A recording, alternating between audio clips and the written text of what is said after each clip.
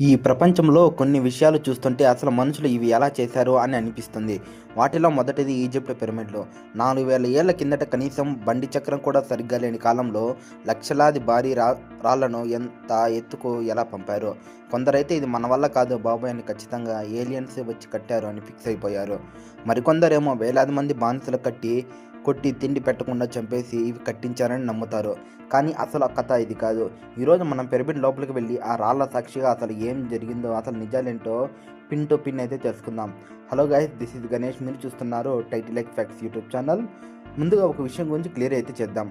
పిరమిడ్లు బానిసలు అయితే అసలు కట్టలేదు. అక్కడ దొరికిన పాత పత్రాల అంటే పాపైరస్ ప్రకారం ఇవి కట్టినవారు అత్యంత నైపుణ్యం కలిగిన వారు. కేవలం గీజా పిరమిడ్ల కింద పునాది వేయడానికి సుమారు 26,000 మంది పనిచేశారు. వీళ్ళంతా ఏలియన్స్ కాదు, మనలాంటి మనుషులే. కాకపోతే భయంకరమైన తెలివితేటలు ఉన్నవారు. వీళ్ళ కోసం ప్రభుత్వం పిరమిడ్ల పక్కన హైటెక్ నగరాలు కట్టింది. అక్కడ వీరికి వేడివేడి రొట్టెలు అందించే బేకరీలు, అలసలు తీర్చుకోవడానికి పానీయశాలలు, బ్రెవరీస్ కూడా ఉండేవి. అంటే వీరు హాయిగా తిని ఇష్టంగా ఈ పని చేశారు. వీరు కేవలం కార్మికులు మాత్రమే కాదు, నైలు నదిలో ప్రయాణించే సామాగ్రిని తెచ్చే గట్టి నావికులు కూడా అన్నమాట. సరే, మనుషులు కట్టారు అని అనుకుందాం. కానీ ఆ రాళ్ళు ఏంటి స్వామి? ఒక్కో రాయి బరువు సుమారు 2.5 నుంచి 15 టన్నులు అయితే ఉంది. ఇంకా రాజు సమాధి పైన కట్టిన రాళ్ళైతే ఏకంగా 80 టన్నులు.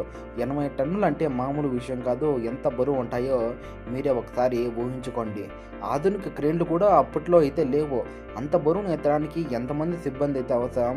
ఈ రాళ్ళు ఎక్కడో 500 మైళ్ళ దూరంలో ఉన్న అస్వాన్ నుండి వచ్చాయి అని కొన్ని పుస్తకాల్లో అయితే రాయడం అయితే జరిగింది. అక్కడ నుంచి ఇక్కడికి ఎలా వచ్చాయనే అదొక పెద్ద ప్రశ్న అన్నమాట.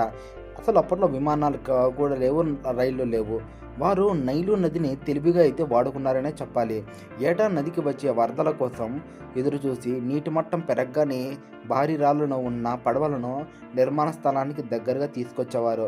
ఇది వినడానికి సింపుల్గా ఉన్న ఆ రాళ్లను నది నుండి సైట్ వరకు తీసుకురావడం మాత్రం ఒక సాహసమే అని చెప్పాలి. పోనీ నది వరకు తెచ్చారు, మరి ఇసుకలో ఎలా లాగారు అనేది అదొక పెద్ద ప్రశ్న అన్నమాట. చక్రాలు ఉన్న బండ్లు లేవు కదా. ఇక్కడ ఈజిప్షియన్లు ఒక క్రేజీ టెక్నిక్ని వాడారు. వారు రాళ్లను పెద్ద పెద్ద స్లైడ్జుల మీద పెట్టి లాగేవారు. కానీ ఇసుకలు బరువు లాగడం ఎంత కష్టమో మనకు తెలుసు. అందుకే వారు స్లెడ్జ్ ముందు ఇసుకను తడిపేవారు. ఇసుక తడిగా ఉంటే ఘర్షణ అంటే ఫ్రిక్షన్ తగ్గి స్లెడ్జ్ సులభంగా ముందుకు కదులుతుంది. ఇది ఇప్పుడు మనకు చిన్న విషయంలో అనిపించవచ్చు, కానీ 4,000 ఏళ్ల క్రితమే ఇది కనిపెట్టారంటే వాళ్ళు మామూలు వాళ్ళు కాదు. సరే, గ్రౌండ్ వరకు తెచ్చారు. మరి 480 అడుగులు ఎత్తుకు ఆ రాళ్ళను ఎలా తీసుకువచ్చారు అనేది కదా పెద్ద ప్రశ్న. దీనిపై మన శాస్త్రవేత్తలు ఇప్పటికీ ఒక చిన్న కన్ఫ్యూజన్ అయితే ఉంది. కొందరు ర్యాంపులు మరియు పుల్లీలు వాడారని చెబుతూ ఉంటారు. మరికొందరు కౌంటర్ వెయిట్ సిస్టమ్ని వాడారని చెప్తారు. మరికొందరు అయితే రాళ్లను గుండ్రని కర్రల మీద పెట్టి దొర్లించుకుంటూ పైకి పంపారని అయితే నమ్ముతారు. కానీ దీనికి సంబంధించి ఎటువంటి మనకైతే ఖచ్చితమైన ప్రూఫ్ అయితే దొరకలేదన్నమాట. కానీ ఒక్కటి మాత్రం నిజం, వారు అద్భుతమైన ఖచ్చితత్వం ఫ్రిక్షన్ని పాటించారు. గీజా పిరమిడ్లు పూర్తి కావడానికి 26 ఏళ్ళు పట్టింది. ఫలితం ఎలా ఉందంటే దాదాపు 3,800 ఏళ్ల వరకు ఇదే ప్రపంచంలో అత్యంత ఎత్తైన కట్టడంగా అయితే నిలిచిపోయింది. ఈ రోజుల్లో కట్టిన అపార్ట్మెంటు 10 ఏళ్ళకే పొగోళ్ళు వస్తుంటే 4,000 ఏళ్ళ నుంచి ఇవి గంభీరంగా ఎలా ఉన్నాయో ఒకసారి ఊహించుకోండి. ఇంతకీ ఇదంతా ఎందుకు? కేవలం ఒక సమాధి కోసమేనా? అవును, కానీ వారి దృష్టిలో ఇది కేవలం చావు కాదు. ఈజిప్షియన్లు మరణాంతర జీవితాన్ని అంటే ఆఫ్టర్ లైఫ్ ప్రాణం కంటే ఎక్కువగా నమ్మేవారు. మృతుల ఇల్లు జీవించడానికి ఉద్దేశించినవి అని వారు చెప్పేవారు. అందుకే తమ రాజమరణం తర్వాత కూడా సుఖంగా ఉండాలని సంపద, నౌకలు, చివరికి తను ప్రేమించే వస్తువులతో సహా ఆ పిరమిడ్లో భద్రపరిచేవారు. ఇది వారి భక్తికి, నమ్మకానికి ఉన్న ఒక పెద్ద నిదర్శనం. సో ఫ్రెండ్స్, పిరమిడ్ వెనుక ఉన్నది ఏలియన్స్ మ్యాజిక్ కాదు, అది మనిషి మేధస్సు మరియు పట్టుదల ఉన్నా మనం లేకపోయినా ఈ పిరమిడ్లో మరో 1000 ఏళ్ళు ఇలాగే నిలబడి మన చరిత్రను చెబుతూ ఉంటాయి.